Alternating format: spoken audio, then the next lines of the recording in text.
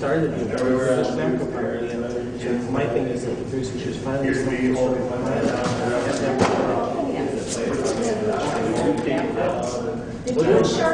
That's the property we wanted. Right. Then I got the thing too. They put too many restrictions on the.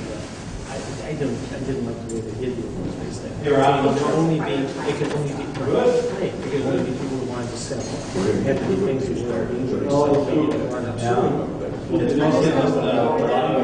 one had a piece for each other. We voted 100% against. We didn't the social property. We didn't want that. And we still got it because we were space issue. Oh yeah. And we did. I was a chairman of the space. We were great people. Yeah, that's all three hours. So I got out. We kind of pushed it out. That's why I was basically missing stuff. That's like 3 minutes. We don't have very parts in there. I think it's good. We need a little. Yeah, that's part of their next phase, isn't it? To put a trail around there.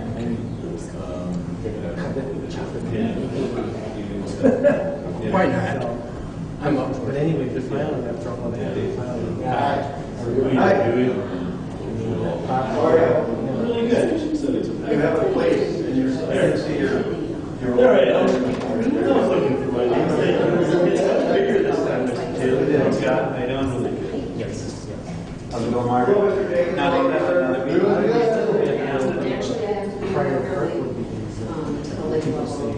Hi, how are you?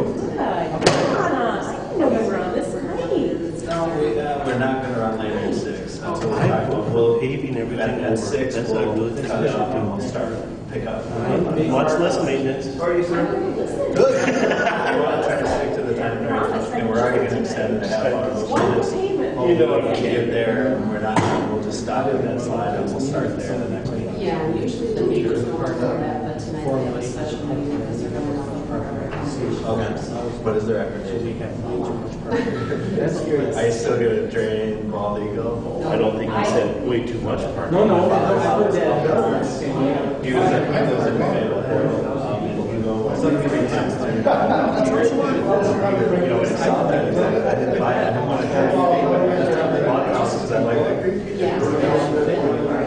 We have to grab it when we can. That's always the case. You're running a pair of, there's 2 pair of legs there. You're going to hurt Valtier more. You're going to hurt bald eagle more. So I like well, it might be right somewhere where prairie grass for the next 50 years. We got them. And they can sit there fallow for a while until somebody in the future might force use them. They're ours. They belong to the city.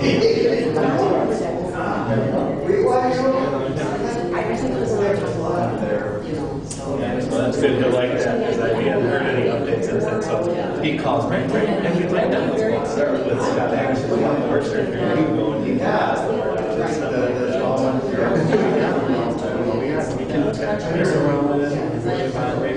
Right, and he's like, I can make a spot, but that's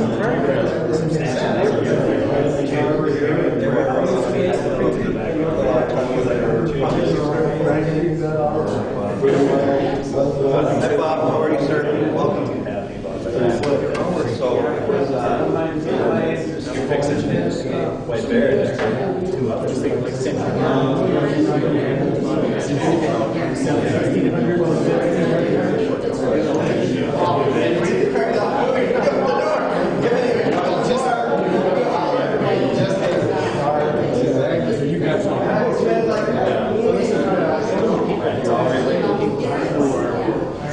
Is that what the conclusion is? That's why it's not a little more conservative activist. Great speaking.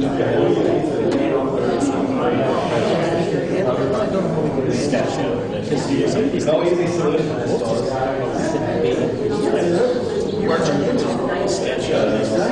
Now suddenly, when I have a commission like 3 or 4 hours, they don't want to over here.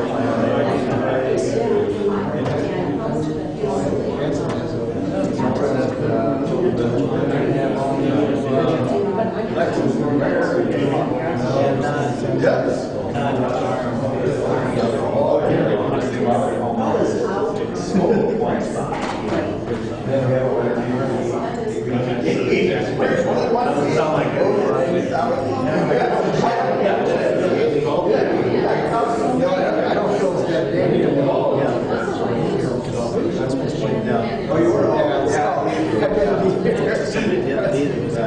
honestly,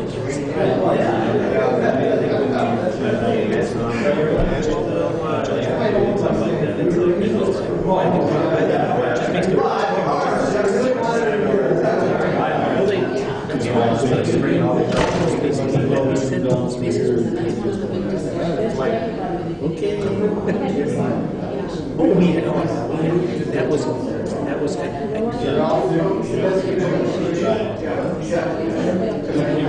way back in the beginning where it's all about this right in this like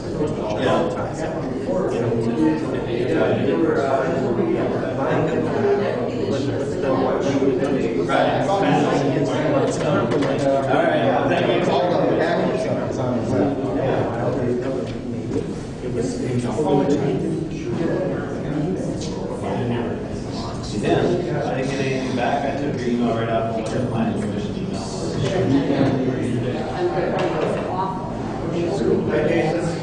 How are we doing today? Stop raining out. Yeah.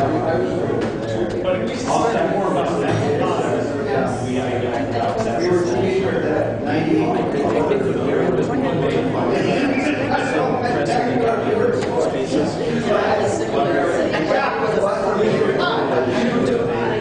One day and he's like,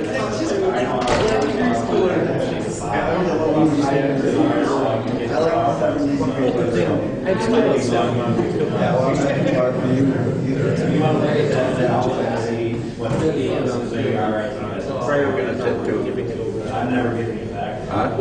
how's that work?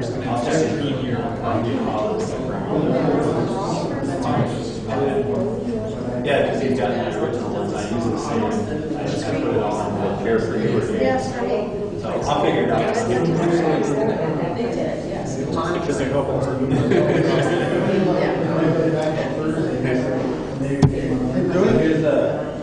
Here's the actual agenda, and the rest was just links to like the League of Minnesota cities, look at demographics and things like that. I can send this to you, so. How you doing? He said he was, and I talked to him earlier today to confirm, so told him we were over here. You could, I don't have it. Hi John, how are you? Great. No wife, right?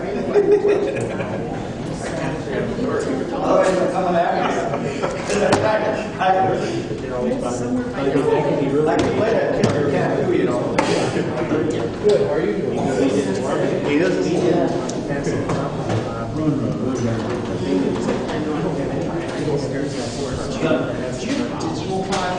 I do. That's all right.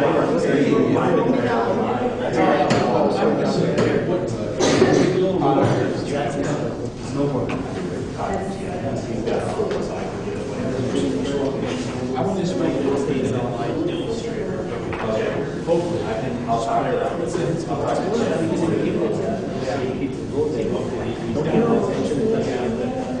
Hi, Al. Hi there. How are you, sir? Okay, it's fine. We'll play around when we get different parts of the. Yeah. If you guys have a one. Yeah. Do some more. Yeah, I can get that up.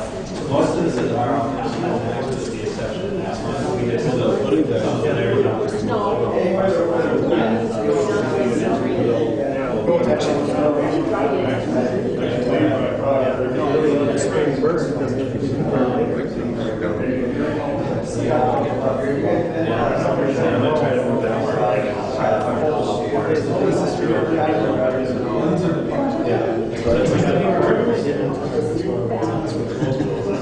I'll check with Mark.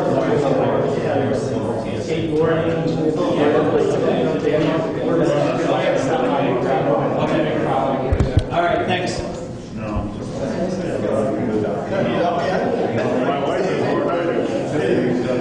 Somebody knows that.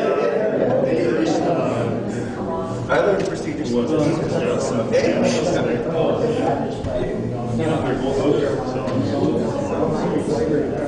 We never got it.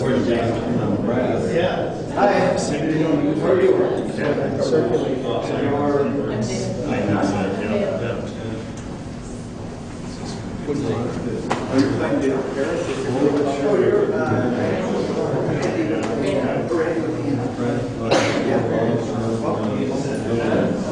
Looks like it's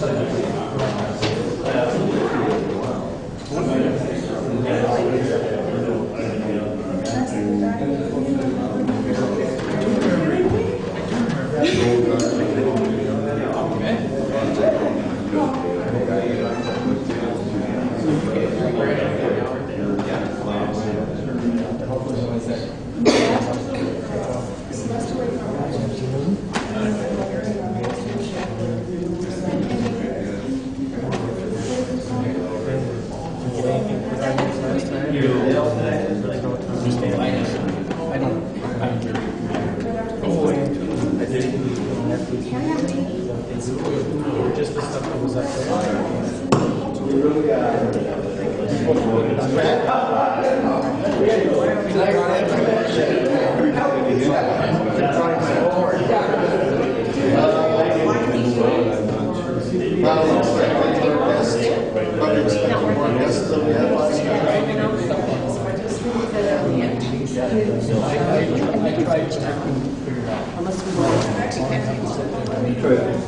It's probably too much work. And you're going to be our deal?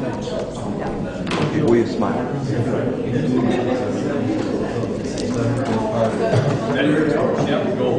Hold on. All right. What's that?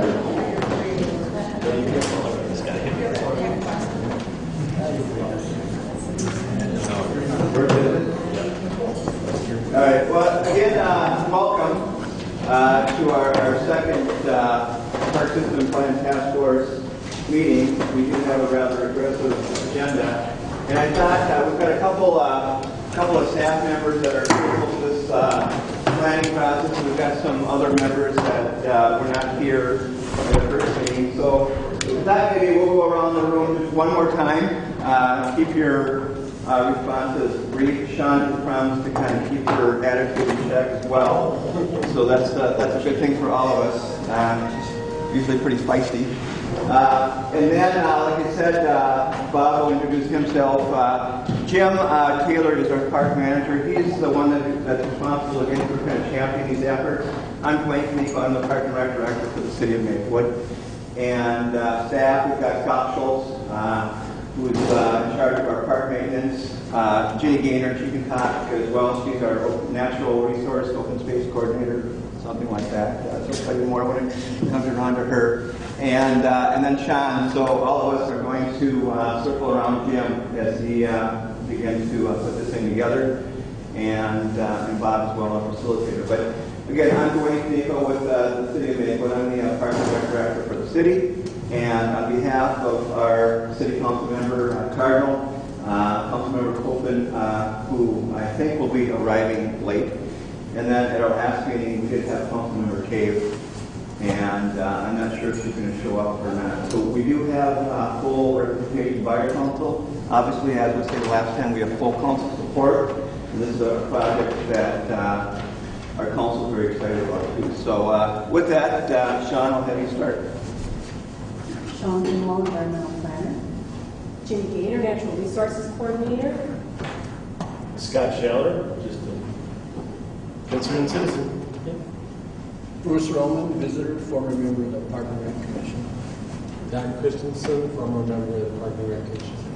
Again, just to go back, Don served 34 or 5 years. 36. I 36 years. I didn't want to count that. 36 years. And Bruce just retired, or just not retired.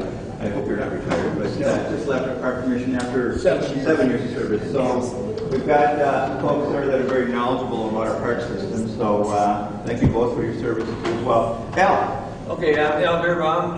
I live in the Battle Creek area. I'm on the planning commission and retired engineer. What's last to say? I'm glad you're here. Oh, thank you. Mark. Mark Jenkins, I'm a representative on the Housing and Economic Development Commission.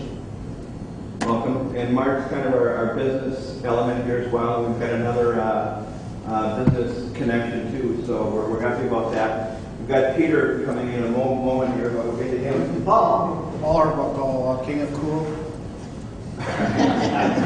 Hi. No, you're good there. Oh, okay. Yeah, it's a bigger name. Ron. Ron Cockrell, representing the Park Commission. And Ron is the chair of our park commission. Again, Ron's been very active in our parks and trails and open space as well. So thank you. Margaret.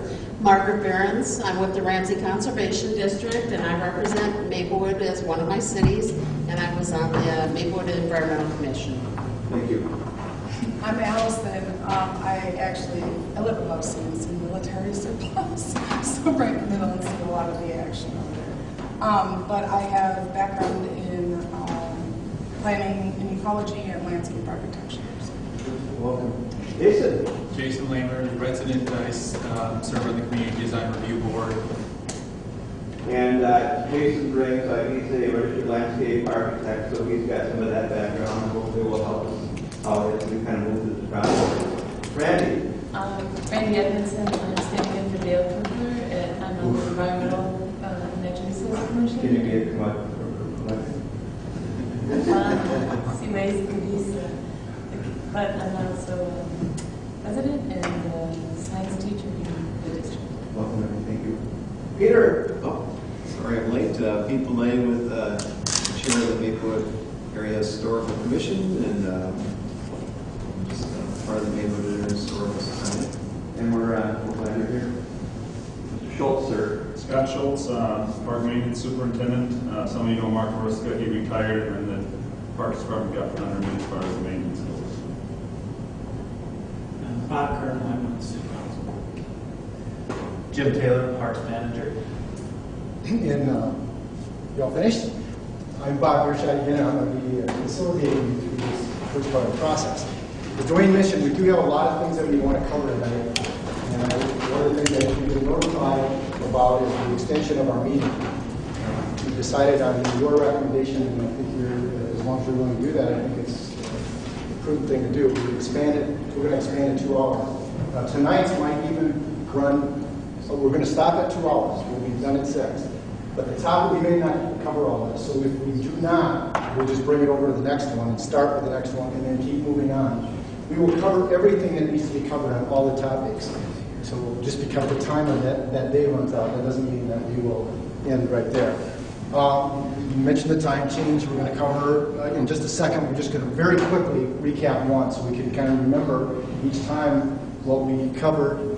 There were some questions that you had, and we want to follow up on those. Every time you ask some question, we want to try to get that information back to you. Tonight's main topic is about parks and trails and the system in Maplewood. And what we want to focus on is kind of make sure everyone understands what's there throughout the system. And then we want your input. And you'll see that in just a second. And then we'll review very quickly the other meetings coming up. And then at the end, we'll have any follow-up questions and comments. But by all means, as we go through this, you do not have to hold them until the end. It's just a reminder in case something comes up that you wanted to ask them, you get a chance to do it. But ask them as we go through, and we'll make sure we record that down. Okay. Time change, 4 to 6. Everyone generally okay with that? I know that everyone has a busy schedule, and there's going to be things that will come up. But that's what we'll go ahead and stick with. Very quickly on meeting 1. It was a good introduction meeting.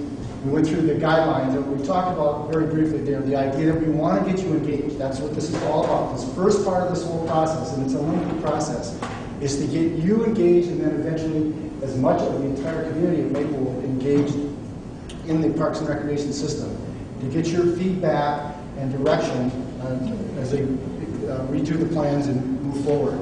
We also talked about making sure that we listen to each other and that we're respectful of each other in going through that process. And again, as many of you, and if you're the shy type, we understand that. Believe it or not, when I was way back a couple centuries ago when I was in school, I actually was the shy type. And so I would always be the one and write the note and give it to the teacher afterwards. So that works also. Jim gave a kind of a good introductory overview, which tonight we're really going to go into probably in more detail last week.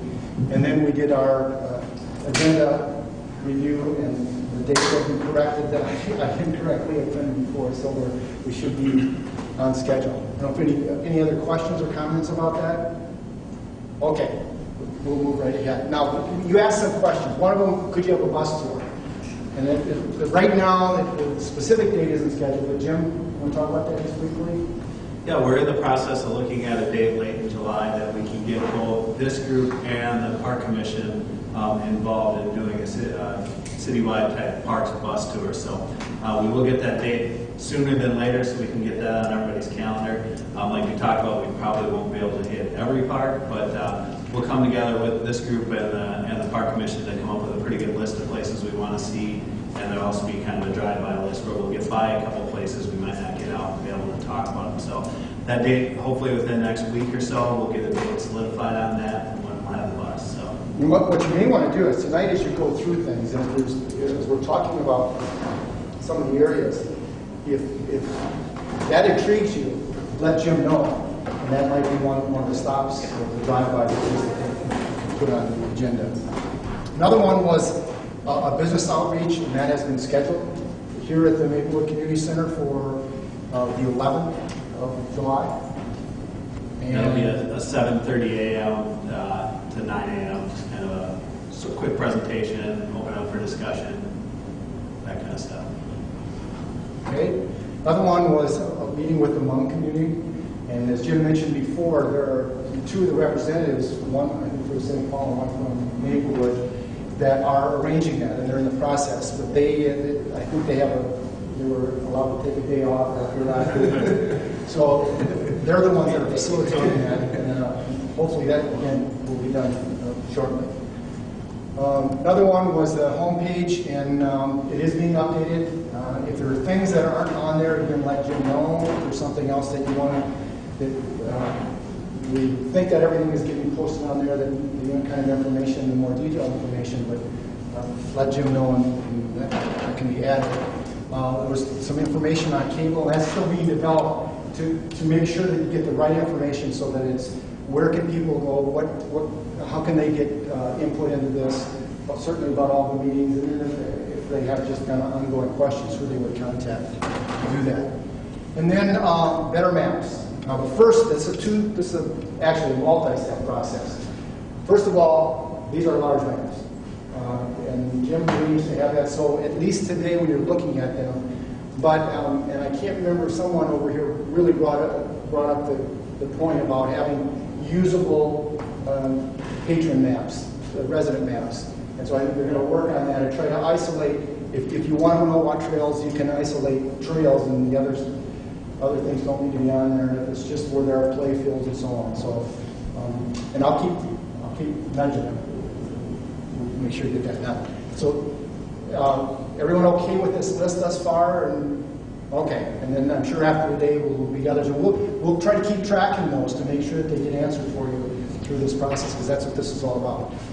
Okay, now what we want to go through tonight, and it's structured in the format, some very basic questions, but these are important questions that we need to give out some information to you. The first part of it will be again in that information give out phase. But I encourage you to ask questions if you want to know more detail. And the answer to some of that detail may not be here, but we'll follow up and get it for you if it's not. The last part of tonight are questions that you are directly to you, not to myself or any of the staff, but they're directly to those of you that live and work in the community of Maplewood. And you'll see that in a second. So we want to know who lives here, first of all, and we'll get into that background in just a second. Who works here? Who plays here? How are the various parks and facilities being used? What's there? What are the facilities in terms of parks and trails? And again, we're focusing on the physical structure of parks and trails tonight. These similar kinds of questions will be put to you later on when we go through recreation activities, environmental activities, and so on, or assets as well. And what are the standards that in this profession in terms of some of those facilities? And we'll talk about what some of those are and how they've actually changed. What do others have? What are your neighbors doing? And again, it's just a good perspective to kind of find out what are other people, similar kinds of size and the location, similar climate and so on. What kinds of facilities, trails do they have? So you get a good perspective that way. And we're going to talk about some of the trends. And these are things that are happening, some of them, Maplewood's part of the trend, and leader in a couple aspects of it. but some other communities in Minnesota and throughout the United States, some of the things that they're doing.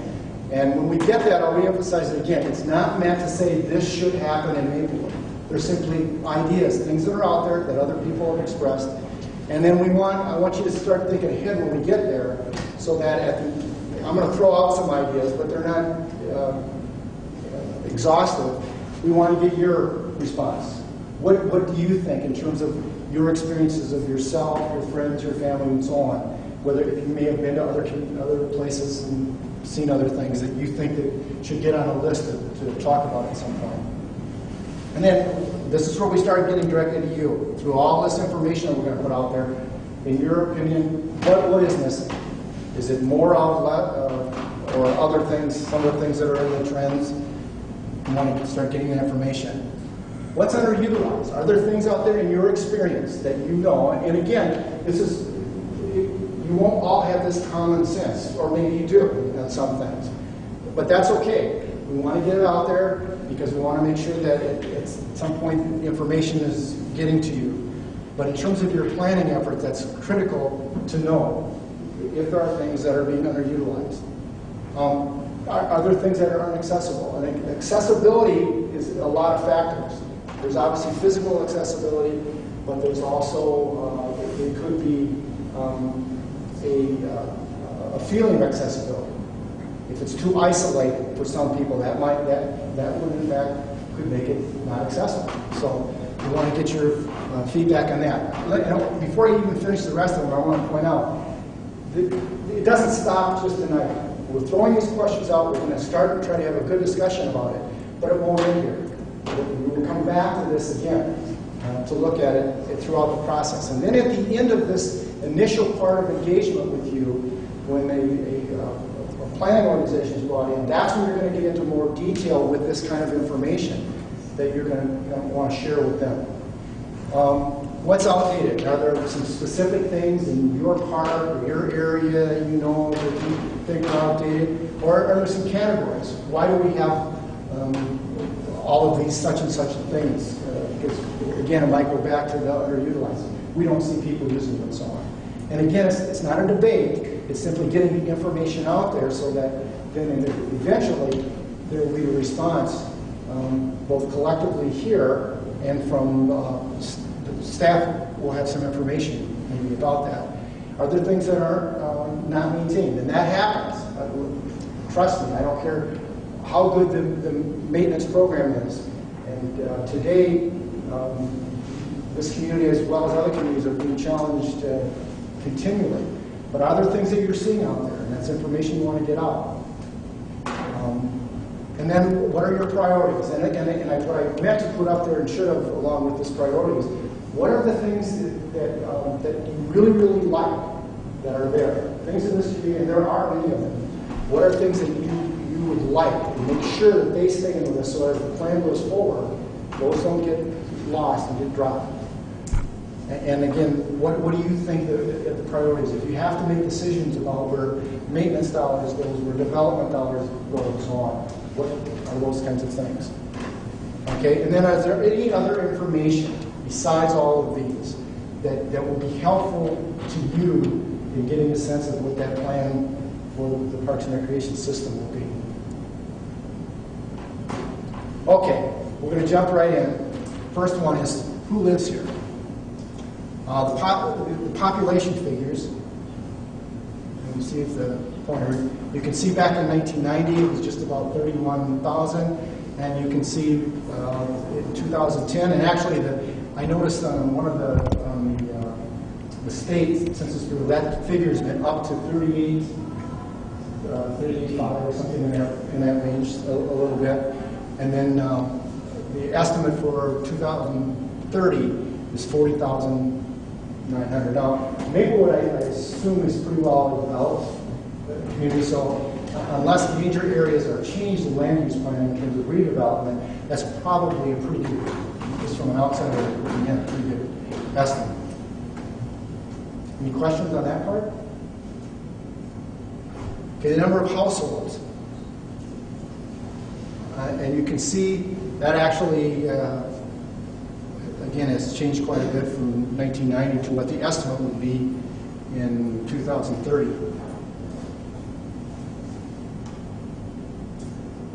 The makeup of the community. Now, what we don't have information on here is past information. This is simply the best information that's available right now in terms of what the community is today.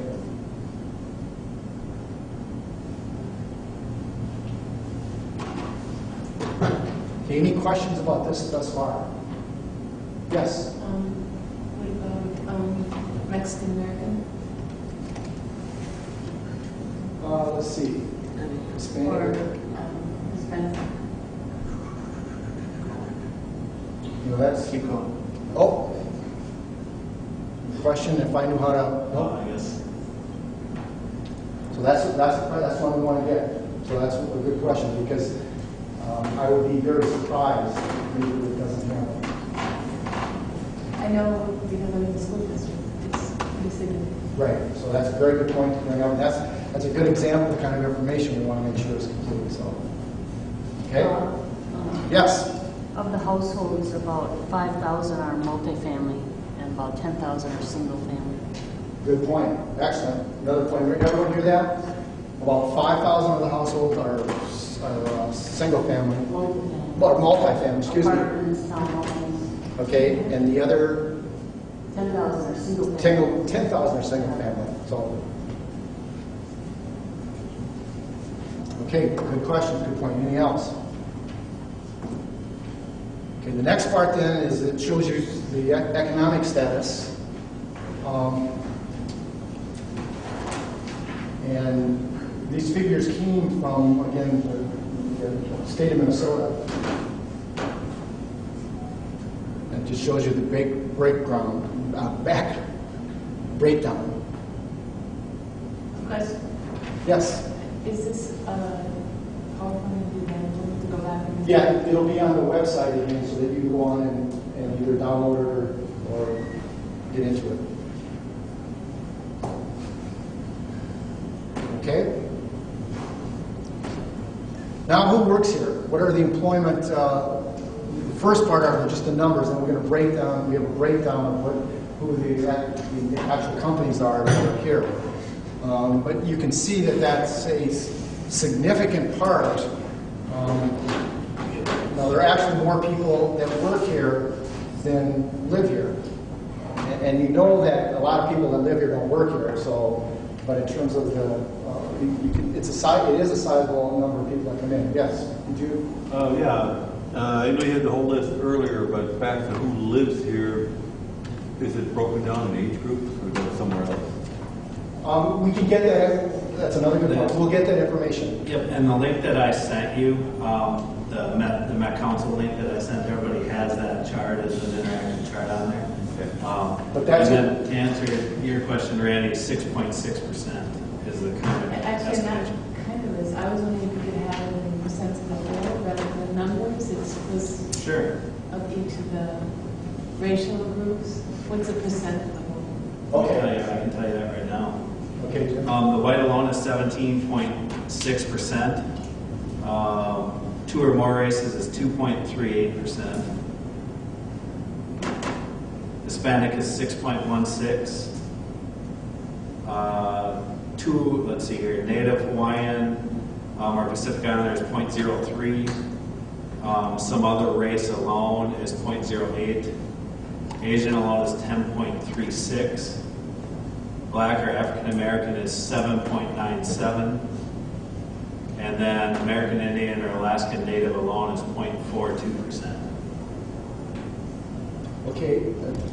Yes, because regarding the income status, I think the disadvantage or low income is still out there.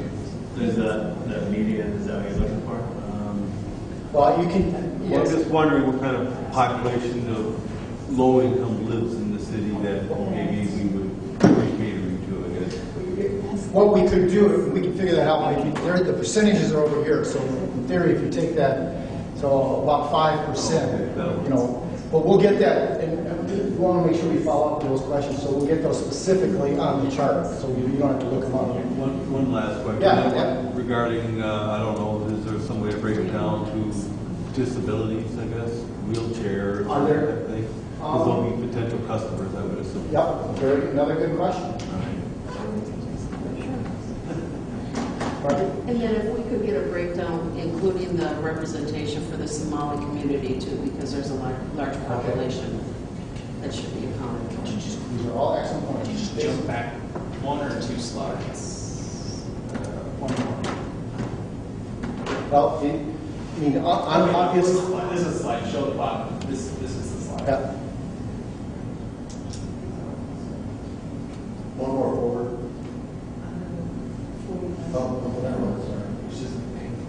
Yeah, and actually that seems Keep track of the Irish too. I'm sorry, what was It's just looking at the under the white American, it's 28,000. Is there? Correspondent percentages. So I'm guessing the percentages are correct and that's incorrect. Okay, we will check that out. Yeah, I know in the district, it's about half white and half black. So I don't know if the school district, that's what it is. I don't know what it is here, but here the numbers don't make sense. Yeah. What I did is I went off some of the numbers are off the 2010, most of the numbers are off the 2010 census, and what I'm reading to you now is the most up-to-date from the Met Council site. So that's why there's a little bit of difference. Do you have this number, Jim, right on that? What they're showing in terms of the Caucasian? Okay, and that's a good point right there, that Bob brought up. We should get the student numbers as well. Because okay, if we could get those from you, that would be very helpful. Is that considering open enrollment from other local I have areas? the statistics literally very current because they present to my students, so I can share them with you. Oh, I was just curious. Yeah. And we get that breakdown, take a look at that. That's a good point. And I guess another piece of information maybe would be home ownership versus rental. And the idea of turnover. Okay, and that's part of, I think, what Sean, part of that, probably in that number, but we can get the breakdown.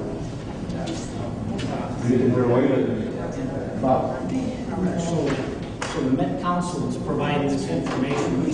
We should try and drill down as much as we can. And they've got staff for districts of the Met Council. I can't remember the gal's name, but they do provide that, Jim. If you email them some questions. But one question I'd have, if they're providing all this information in Maplewood, we should be able to see where the people are in Maplewood, how many are on the north side, south side, west, and whatever. So we can, that's going to factor into what we do. Well, there's significant interest here.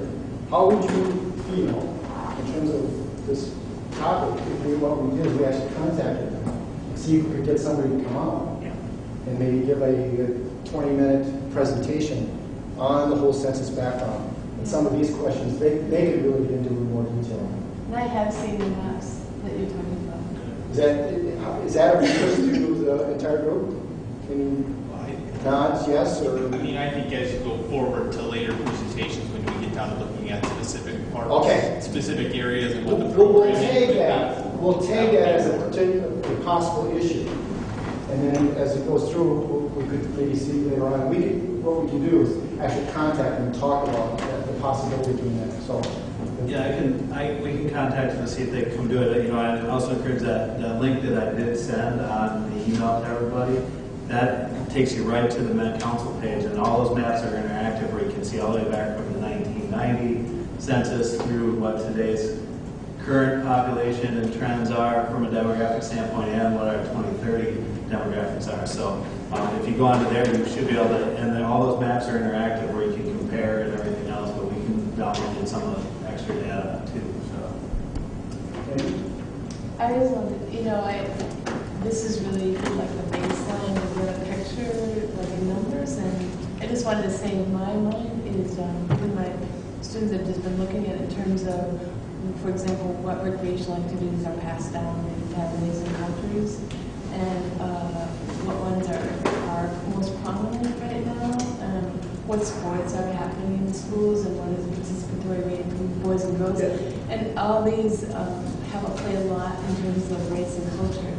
So that's what's going on in my mind. Right, and that's important. That'll come out even more when you get to the recreation activities portion of it, in more detail, because that's, but it is also important for the parks, because the parks are used. That's what I mean, is the parks is Right. where the recreational activities Where a are. lot of the, particularly the informal activities, the unstructured activities take place. So that's very good information to have. So we'll keep, when we keep moving forward, but we will make sure we have, we'll get it, make sure that contact is up to date online, and then we'll put on the list to come back later on to take a look at this, both geographically as well as in more detail. Okay, anything else on that? Good questions, good points. Okay, here's again the list that we've been provided with in terms of the employees. You can see obviously the 3M is the largest overall, but there's still some other significant companies that are here.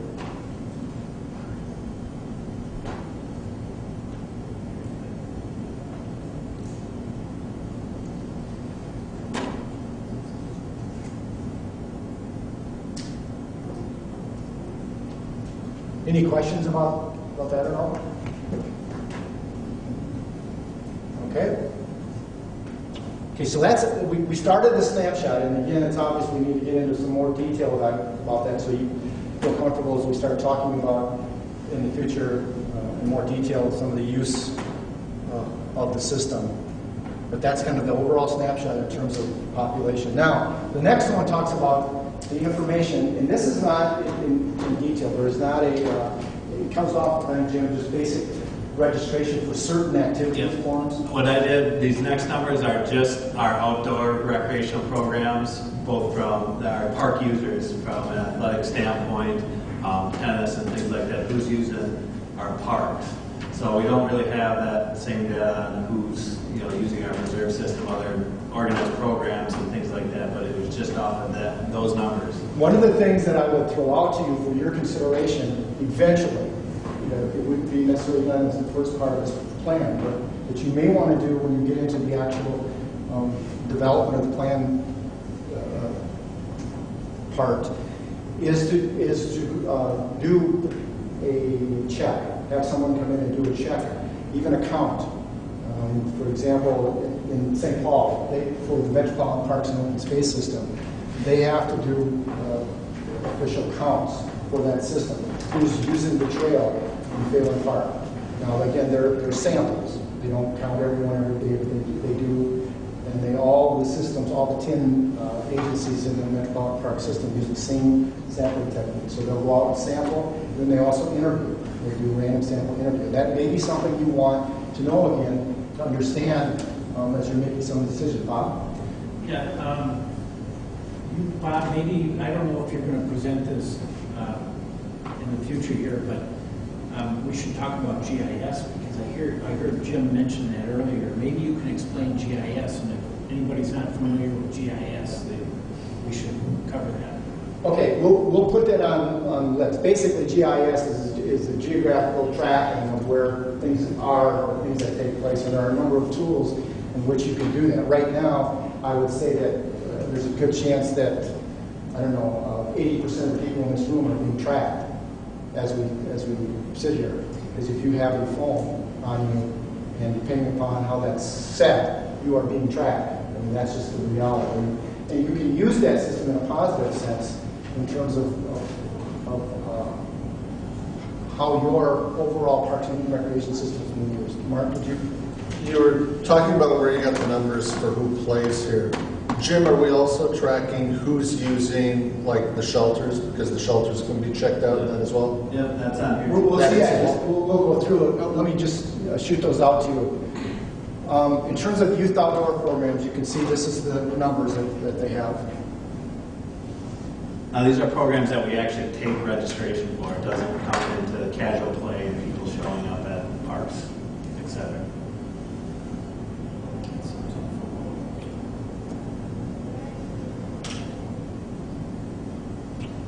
So you can see in this is predominantly, they are young people from, that are residents of Maplewood.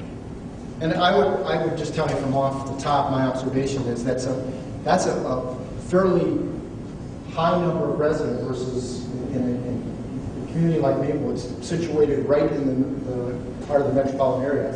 It's a pretty low number of non-resident usage. Now, again, I'm not familiar with all of the policies and so on that you have. And I know, Bob, you just mentioned that you thought the number was low. That's because our system doesn't check repeat. So that's actual, that doesn't mean, you know, most of those participants have signed up for 3 or 4 things, but they only count once in our system. So, you know, if you sign up for all those sports, you're only getting counted once in our system.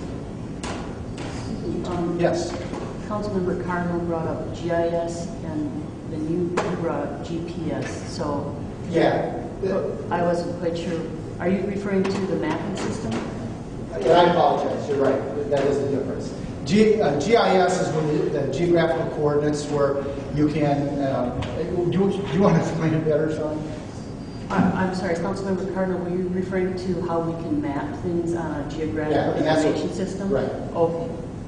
Yeah, and you were referring to how they can track us. How you can track that. It's a combination, actually, of GIS in terms of using GPS as a way of using GIS in some of the technology and how they do it.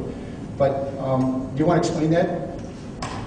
Just very simply, most of you probably know, GPS is gathering the data and then using GIS system. You bring that data into a GIS system to do your map. It's at the most simple level. And what GPS does is track. That's the actual tracking part. Tracking and gathering the data. Gathering data and then put it in the system. And that's where you can see how things are being used. Who's familiar with GIS? How many are? Okay. So Hafner and Hafner. Basically, there's a lot of layers that you can track with GIS, and utilities and traffic and buildings and energy and everything can be layered down. And I think the city has some capability to lay that out, right? Yeah, I mean, most of the maps you see here, that's not what they look like in the county. We removed layers like parcel lines and things like that to kind of make the amenities we wanted to talk about kind of pop off the map. So we removed a bunch of things from layers from those maps just to isolate on specific things. So we have the ability to do all that kind of stuff. Is that, that will come up, and eventually when you get into more detailed planning, is that something you want to go into more detail with? Well, I think it's going to be important if we're talking about keeping parks open or closing parks and where the kids, and where they located in the city, and where the senior adults and where walkers and bikers be. So I think if we had that kind of information, I think it would help us in making those kind of changes. And I don't know how many layers have been created for the, demographics, but I think a lot of layers of that into the GIS so that you can do those overlays with where the parks are, and then run that in a bunch of different scenarios will be important. Right. We have the ability to do whatever map so we feel yeah. we need to see. And Met Council has 1 or 2 people that's all they do is GIS, so we could probably ask for that. That would be a good person to come, because you'd get a whole education about that. Okay, let's put that on the list. Good point. And kind of decided, I wasn't here, so I don't know certain things, but I was wondering about the people here, and in terms of demographics, has there been some intent to represent different racial demographics here along the way? Yeah, at the first meeting we did pass the map around to kind of show everybody that we do have a pretty good cross-section of the city with our group, and that was intentional. What about racial, in terms of if we look at the racial percentages, we don't have the racial answer? I'll answer that. The council accepted anybody that applied to be on the committee.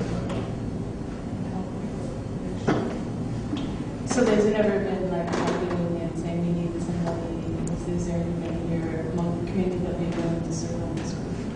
It was open to everybody. Now, that doesn't, I think you bring up a good point. That doesn't mean, the point being, they would not necessarily have to be at this table. Because I think there's outreach For example, we talk about the Hmong community. There's a special outreach going to that. And if there's other community or other people, if you don't think there are enough, for example, people with handicaps represented, those are. So maybe this to put that on this. Let's put that on. Let's put it on the To do list. outreach, we look at the demographics and there's percentages in it to do outreach there. Okay, that's a good point. Try to make sure that when you get that collected information, that you can get as much of it as you can. Good point. Yes. Could I make a suggestion? I'm sort of hard of hearing. I can't hear what's going on. Could we either get this group smaller or get more microphones? Okay. Well, first of all, I'll try to talk. My voice is not. I hear you well, but I can't hear what's going on. Okay, and we'll try to repeat it. We did kind of, last time, I think there was some feeling of claustrophobia in the group, and we spread out. We'll find the medium, half the medium. Well, that was the problem. 50% of the people are talking toward that wall. Okay. Last time we were closer, it may have been a little crowded, but everybody was close together. You could hear what they were saying. Now we can't.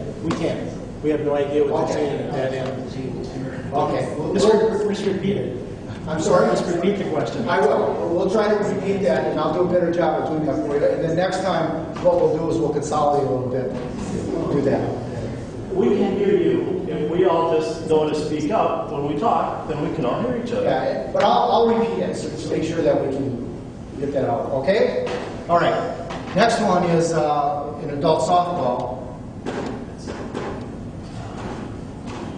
You can see this is an example of where the numbers are quite a bit different. And again, this is not, I will tell you from experience, this is not untypical of this program, of this category of programs.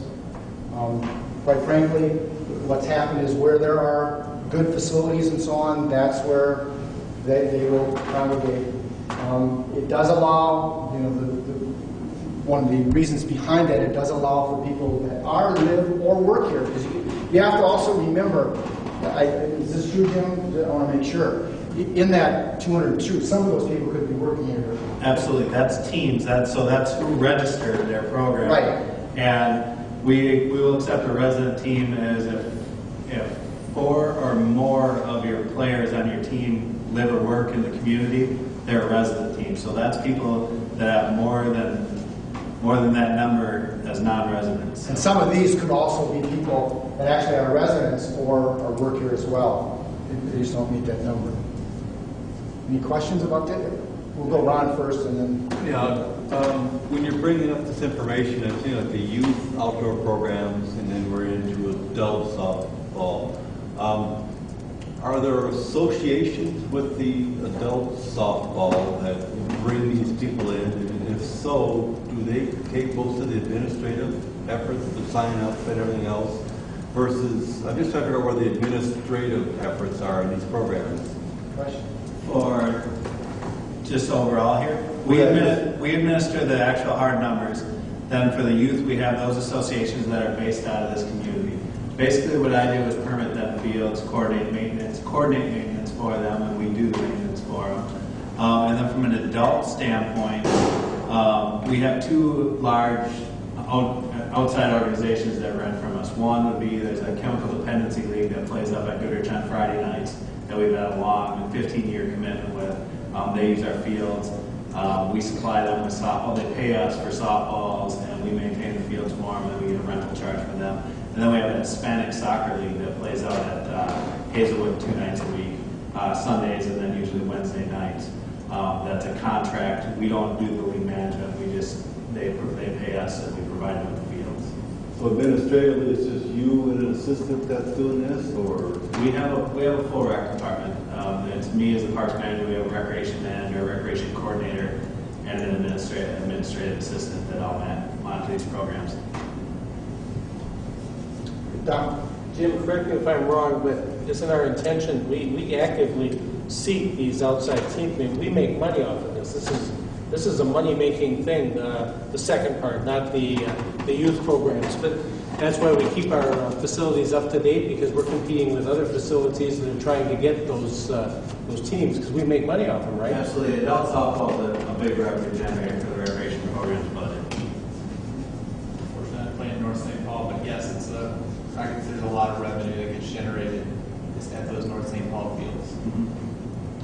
important information and important questions, again, as you get into planning, that you need to have. Yeah, I guess I'd like to see that revenue generation right alongside the expense of running these operations. Another good question, maybe you can make a note of that. Yep, and when we talk about the program side of things, we can That's talk what- about that's- revenue generating programs and what are, Okay. programs that we run as a service. Okay, anything else? Okay, good points. Here's the picnic shelter information and the field. And the picnic shelter, as it says there, we do have a lot of St. Paul residents because the county parks fill up fast. So we don't get anything right away, and then county parks fill up, and then we start getting a flooding of calls for our shelters. Jim, you track that by, I know I've reserved shelters in the past. I believe you can you track them by organization? Our shelter rentals? Yeah. Yeah, we have all that data. Okay, because it'd be interesting to see how much of it is businesses who are using it for corporate events versus, the Lions Club versus that kind of thing. Yeah, we have all that. I would say 80 to 85% of our residents that are just birthday parties, et cetera, but we have that. Okay, let's make sure you put that on the list as well. Okay, then you can see the field permits.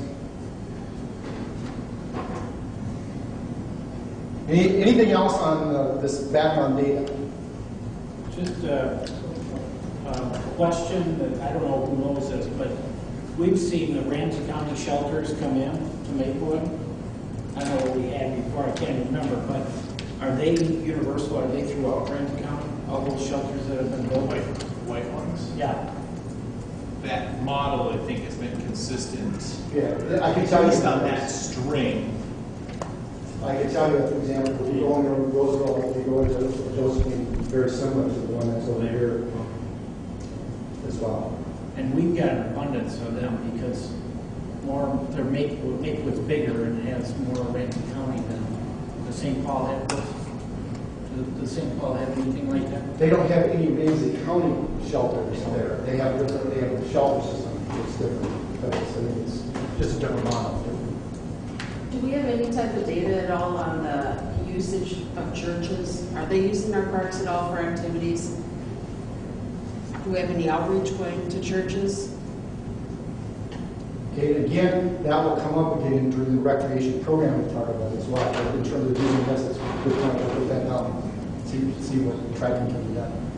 We do have a lot of churches that use our parks. We're working with them on, I think with the Mount Lions Church, we're doing a program over at Western Hills that they want to do right now. So we're pretty active with them, and our things are generally, when groups come in like that, it's not really costing us to do the program, they get it gratis, because the parks are already paid for, so it's just working with them to make sure we can carve out some permit time and things like that. Yes. Will there be information forthcoming on what parks these projects are being used on? In other words, breakdown of what parts of Maplewood these facilities are at. For instance, the softball, how many are at Goodrich, how many are at Hazelwood, and how many are at the other parks? Or picnic shelters, what picnic shelters, where they are, the locations. Are we overrepresented in one area and underrepresented in another area for the needs?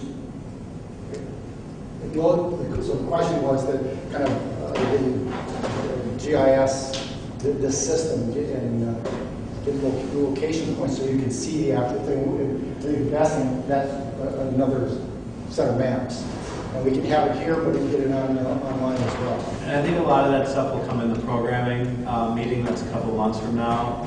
We can talk a lot about, here's our programs and here's where our programs play, what our community base. We're going to kind of go over the classification right now, and that'll kind of give some idea of it. But absolutely during the programming section, we can make sure we kind of know where that activity is playing and what parks are highly used. Okay. Just a follow-up on that. Is there a way of having a survey done for like the softball teams that use, and seeing what their likes are and what their dislikes are for the softball fields or the park itself or the picnic shelters and that? One of the plans is to do a survey for the community, so that's a good point to put on that list. And that's one of the things that we can talk about later on, or what are the kinds of things from your perspective. I know there will be some professional advice coming in terms of asking the questions and how to ask them and so on, but that's where that can begin. It's a good point. Anything else? Okay. Now, yes. Well, I think that has to be decided. The question was, will the survey be door-to-door, or what it might be? I think the exact type. Typically, they're phone surveys. There's all kinds of different ones. The most economical one for communities to do is a phone survey. And they're done on a valid, reliable system and so on. So it'd be kind of neat if we could utilize the city newsletter for a survey, because it goes to every household, and that would be really helpful. Yeah, my suggestion is you probably want to look at both. Because the problem when you do, for example, the city newsletter type of survey is you don't know if it's reliable information. It could be, I could sit down, I could go to the computer and put your address, your address, your address, your address, and so on, and have it respond and look like those are the actual responses. But it is a tool, and you can take it for what it's worth. There are some companies that their main objective is to do parks and recreation surveys. So there's a possibility we would reach out to those companies, possibly do an RFP to do a community survey that would be statistically valid. That this group and the Park Commission will be able to help develop those questions. So that kind of information about what people like and so on should be on there. And maybe surveys that we discussed later, but I was wondering, so if they're phone or... That is another topic. So I just wondering if looking at households that need Hmong or Spanish, or those would maybe translate. And they do that. Those companies that Jim talked about, they do that very thing. They try to look at the data